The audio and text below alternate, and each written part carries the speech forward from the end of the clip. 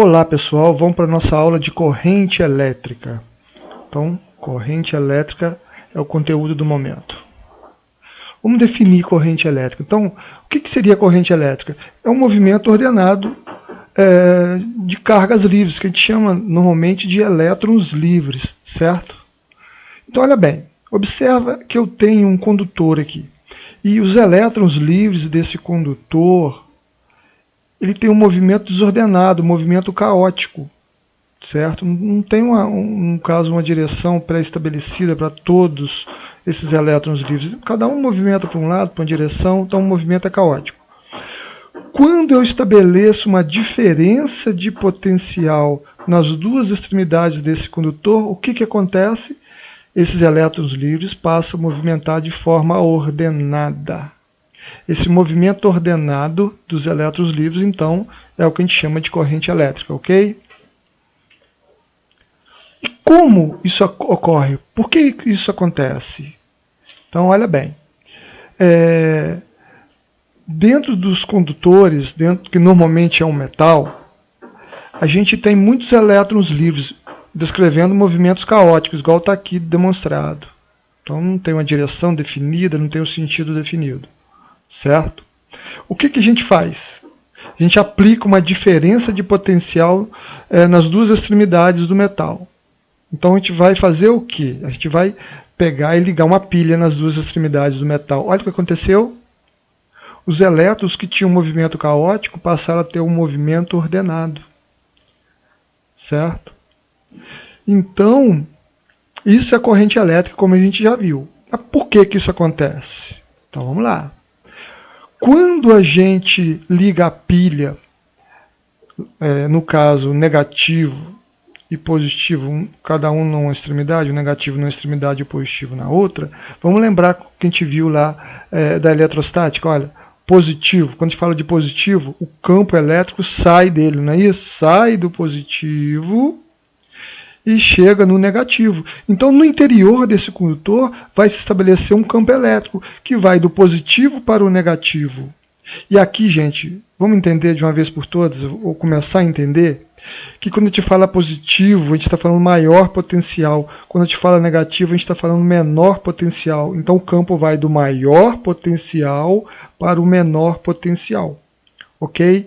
A gente já viu uma regrinha, quando a gente tem um campo elétrico e tem cargas negativas, o que acontece com essa carga? Vamos pensar uma carga de prova, quando é colocada num campo elétrico. Se ela for negativa, ela sofre a ação de uma força cujo sentido é contrário ao sentido do campo elétrico. Então essas setinhas que estão, no caso, nos elétrons livres, correspondem à força elétrica que eles estão sofrendo. É contrária ao campo elétrico. E isso faz com que ele movimente para a esquerda, ou seja, do negativo, do menor potencial, para o positivo, que é o maior potencial. Ok? Então os elétrons livres, movimentando de forma ordenada, estabeleceu-se aí o que a gente chama de corrente elétrica. Bom, e como é que a gente determina a intensidade da corrente elétrica? Então vamos pensar que a gente tem um condutor que foi submetido no caso, há uma diferença de potencial, utilizando para isso uma pilha.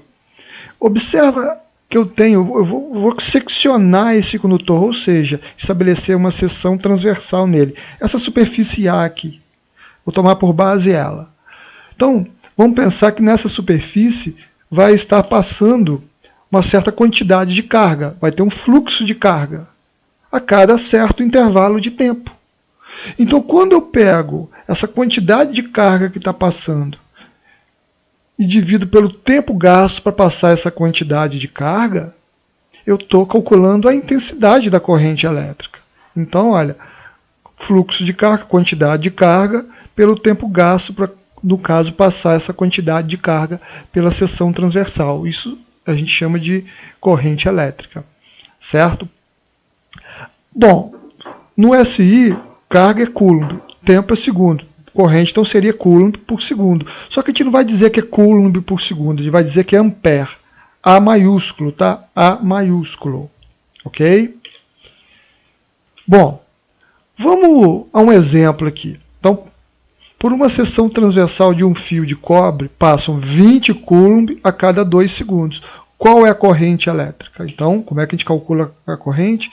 Fluxo de carga pelo intervalo de tempo. Então, qual é o fluxo de carga? 20 coulombs. A cada quanto tempo? Cada 2 segundos. Logo, 20 por 2, 10 ampere seria a corrente. Bom, corrente elétrica, vamos analisar agora o sentido. Quais sentidos de corrente que eu poderia ter? Eu tenho o que a gente chama de corrente real, que é o que a gente vai ver primeiro, e a corrente convencional. Então vamos ver a corrente real. Então olha bem, o sentido que a gente chama de corrente real corresponde ao sentido do movimento dos elétrons livres. Certo? Então, vamos lá. Vamos analisar aqui, olha. A pilha, ó, os elétrons livres vão passar pelo condutor de forma que vai, ó, do menor potencial, ou seja, do negativo para o positivo, ou seja, para o maior potencial. Então, esse sentido estabelecido, que é o movimento dos elétrons, é a corrente real. É o que realmente acontece. Por que é o que realmente acontece? Porque a corrente ela só existe por conta do movimento ordenado dos elétrons, que é a carga negativa, os elétrons livres. Então, essa é a corrente real. Ok? Mas o que a gente vai utilizar nos circuitos elétricos é o que a gente chama de corrente convencional. Certo? A corrente convencional tem um sentido contrário ao real. Simples assim. Então vamos lá. Se eu tenho a corrente convencional, os elétrons, no caso do polo negativo ou do menor potencial para o maior potencial, essa é a corrente real, é o que realmente acontece. A corrente convencional é um sentido contrário. É como se existisse a corrente do positivo, ou seja, do maior potencial para o menor potencial. Se você for analisar realmente o que ocorre, não é isso. Tá? Não é isso, porque a corrente ela é estabelecida pelo movimento dos elétrons. Aí você vai dizer, mas por que existe isso então? Isso existe para, no caso, corrigir, não digo um erro, mas um detalhezinho que ocorreu no início do estudo. No início não, já tinha sido desenvolvido bem os estudos do magnetismo, então eles já tinham bastante conceitos.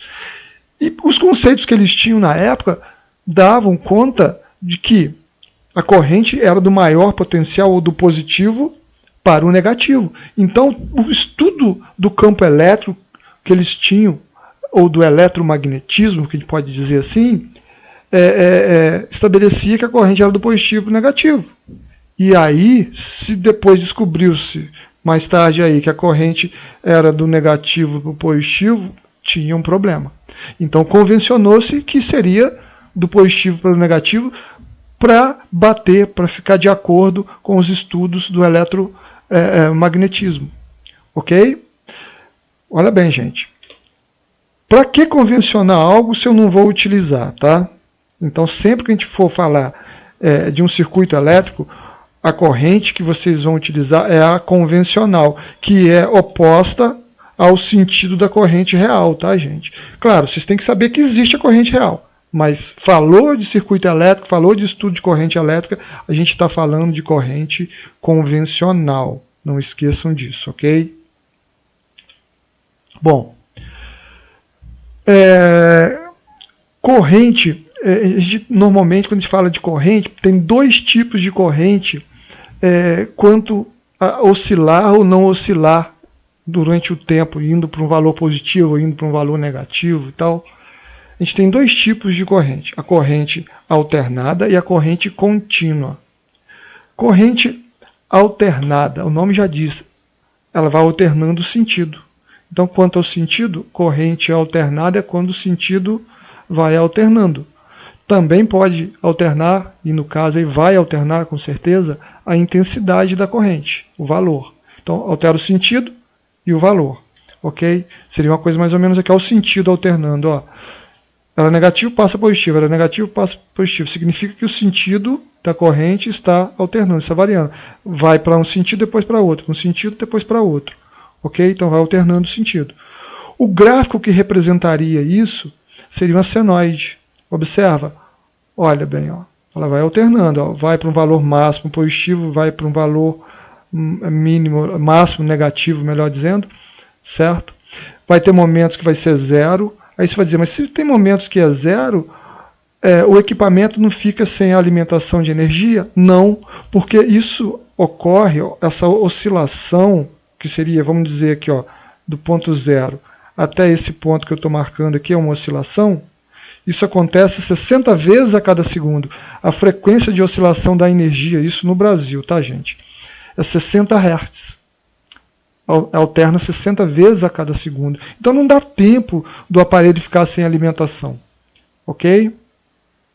Então essa corrente alternada. A corrente da tomada da casa de vocês. Corrente alternada. Ok? E a corrente contínua, normalmente a gente vai lembrar de uma bateria, de uma pilha, da bateria do carro. É uma corrente contínua. Falou de bateria, a gente está falando de corrente contínua. Certo? Então o fluxo dos elétrons tem apenas um sentido. Ele não oscila o sentido. Só tem um sentido. Ok? Então aqui, ó, uma bateria, no caso uma pilha aqui no caso, né? Ó, a corrente do positivo para o negativo. Ah, mas o elétron no movimento do negativo para o positivo? Sim. Lembra que eu falei corrente convencional. Não tem sentido a gente convencionar alguma coisa se a gente não vai utilizar. Então é do maior potencial, ou seja, do positivo, para o menor potencial, que é o negativo. Corrente convencional. A corrente ela é estabelecida de que maneira? Observando o quê? A corrente convencional. Beleza? Olha bem. Essa corrente ela pode se manter constante, no caso, no seu valor, ou variar. O valor pode ser constante ou variar. O que não vai acontecer é passar do valor positivo para o valor negativo. Isso não vai acontecer. Tá igual aqui, olha. Aqui nesse primeiro gráfico, inclusive, o valor, a intensidade não muda. À medida que o tempo passa, olha, o valor não muda. Não muda o valor. Ok? Já no segundo gráfico, olha bem, o valor vai aumentando. A gente poderia citar como exemplo aqui o som de vocês. Vocês ligaram o som. Beleza. Aí vocês colocaram um volume lá. Esse volume aqui, de forma que a corrente que está consumindo é essa. Você quis aumentar, aumentou o volume. Aumentou o volume, aí, olha lá, passou a consumir mais. Então aumentou a corrente. Mas aí você manteve o volume num patamar. E aí a corrente se manteve naquele patamar. É isso que acontece. Ok?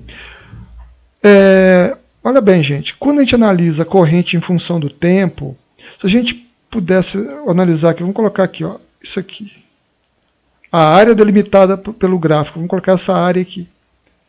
Então a área delimitada pelo gráfico e em função de t, vou analisar essa área que eu marquei. Essa área seria numericamente igual ao fluxo de carga que está passando pelo equipamento, que está sendo fornecido por um gerador. Poderia ser para a tomada da casa de vocês, por exemplo, ou por uma pilha, uma bateria. No caso, se for tomada da casa de vocês, vamos lembrar que é corrente alternada. Mas uma bateria, vocês estão utilizando uma bateria, certo? Então, a área delimitada pelo gráfico seria o fluxo de carga, ok? Efeitos da corrente elétrica. Então vamos primeiro efeito luminoso. Então quando a corrente elétrica passa no interior de uma lâmpada, por exemplo, tá? De uma lâmpada, essa corrente vai ionizar os gases que estão no interior dessa lâmpada aqui. Ao ionizar esses gases, eles vão emitir o quê? Luminosidade, certo? Então, ó, a corrente passa no filamentozinho da lâmpada aqui e essa corrente que está passando no filamento vai ionizar os gases que estão no interior do bulbo da lâmpada, chama de bulbo, né? E aí esse gás, sendo ionizado, vai emitir a luminosidade. Ok? Então, exemplos, lâmpadas fluorescentes, lâmpadas a vapor, de sódio, de mercúrio. Ok? Efeito químico. Quando ocorre o efeito químico? Quando a corrente elétrica atravessa um eletrolítico, que seria nada mais nada menos que ácidos, sais ou bases. Então, normalmente isso é utilizado em processos quando eu quero revestir um metal. Por exemplo, eu quero revestir o metal com prata, com ouro, com cromo, com níquel, com zinco, com cádmio ou cromo. Ou cobre, melhor dizendo, né? Cobre. É o exemplo que está aqui, olha. Eu tenho aqui uma chave, né? Uma chave. Aí a chave foi colocada na solução e no final do processo ela ficou coberta de cobre. É óbvio que por essa solução passou o quê? Uma corrente elétrica. Tem um fio ligado ali, olha. Observa na chave, de forma que passou corrente nessa solução química aqui. E aí eu fiz o quê? Com isso, cobri o metal com cobre. Ok? Foi revestido com cobre a chave, no caso. Efeito biológico, gente. Olha, quando a gente fala de efeito biológico, vamos lembrar que é choque elétrico. Então, quando a corrente passa pelo corpo humano, por exemplo, acontece 3 efeitos. Efeito térmico e químico é o que normalmente mais ocorre, mas acontece também o efeito sobre nervos e músculos. Então, quer dizer, um choque pode até fazer parar o coração da pessoa. Nós estamos falando de músculos, o coração é um músculo, né? Mas vamos falar aqui de umas situações. Olha, correntes que passam por o corpo de um ser humano de 10 mA a 15 mA pode provocar o que? Cãibras musculares, aqueles choquinhos chatozinhos, né? Que a corrente pequena, a gente sente um desconfortozinho quando toma um choque. São cãibras musculares que chama isso. Gente, mili, tá? Vamos lembrar que mili é 10 a menos 3, tá? Então 10 mA a 15 mA. Agora, para correntes até 50 mA, e aí vamos considerar de 15 para cima até 50 mA, a pessoa pode ter, no caso, paralisada a sua respiração. O aparelho respiratório pode ser paralisado, certo? E para correntes acima de 50 até 100 mA, se agir no corpo do ser humano por um intervalo de tempo de 0,2 ou mais um pouco de 0,2 segundos, vai, de repente, acontecer o quê? Pode ser que leve à morte a pessoa, ok? Bom, efeito magnético. Gente, lembra disso que eu vou falar para vocês sempre. Carga em movimento gera campo magnético. Quando eu ligo a pilha aqui, olha, como se estivesse ligando a chave aqui, fechando o circuito, eu não tenho corrente elétrica vindo dos elétrons livres movimentando, no caso negativo para o positivo, e a corrente, a gente diria que seria do positivo para o negativo, não é isso que ocorre? Olha bem, gente, é justamente a questão da convenção que foi feita por conta desse estudo aqui mesmo, tá? Então, a corrente seria do positivo para o negativo, ok? Corrente convencional. Por que ocorre, no caso, a influência da bússola, que é a ponto dela mudar a posição dela aqui, da agulha dela? É porque o condutor, no caso, a carga em movimento gera campo magnético. Então, vai ser gerado nesse condutor um campo magnético em torno dele. E vai alterar a posição da bússola, certo? Olha o exemplo. Exemplo seriam os relés. Aqui é um relé, tá? Isso aqui é o relé. Ok? Então, aqui eu tenho um sensor que é sensível à luz. Esse sensor recebe a luz. Ao receber essa luz, faz com que, no caso, passe a ter corrente elétrica a partir do gerador aqui, que seria a bateriazinha, de forma que essa corrente vai chegar aqui, olha. Ela vai chegar aqui. Ao chegar aqui, ela vai fazer com que esse relé se transforme em um eletroímã. E aí vai atrair esse metal aqui, olha, para baixo aqui. Ao atrair esse metal vai pegar essa chapazinha metálica e encostar na terceira chapa que eu tenho aqui, certo? E isso vai fazer com que estabeleça uma corrente elétrica no final das contas para fazer movimentar esse motorzinho. Okay? Então, esse é um exemplo da utilização do efeito magnético da corrente elétrica no dia a dia nosso. Ok? Bom, efeito da corrente elétrica, quando a gente fala de efeito térmico, para ser mais exato, efeito Joule, tá, gente? Olha bem. O que acontece quando eu tenho uma corrente elétrica? Elétrons livres movimentando de forma ordenada, ok? A gente já viu isso. Esse movimento ordenado dos elétrons no interior do condutor faz com que esses elétrons venham a colidir com os átomos desse material, desse condutor no caso, certo? O que vai acontecer com essas colisões? essas colisões vão fazer com que esses átomos no caso, aumente a vibração. Os átomos desse condutor vão aumentar a vibração. Ok? Microscopicamente falando, a gente vai evidenciar aí um aumento da energia interna. Mas não é isso que a gente quer falar, não. Vamos analisar macroscopicamente. Analisando macroscopicamente, a gente vai evidenciar um aumento de temperatura do corpo. Esse aumento de temperatura do corpo causado pela corrente elétrica é o que a gente chama de efeito Joule. Ok? Bom, dispositivos que funcionam através do efeito Joule.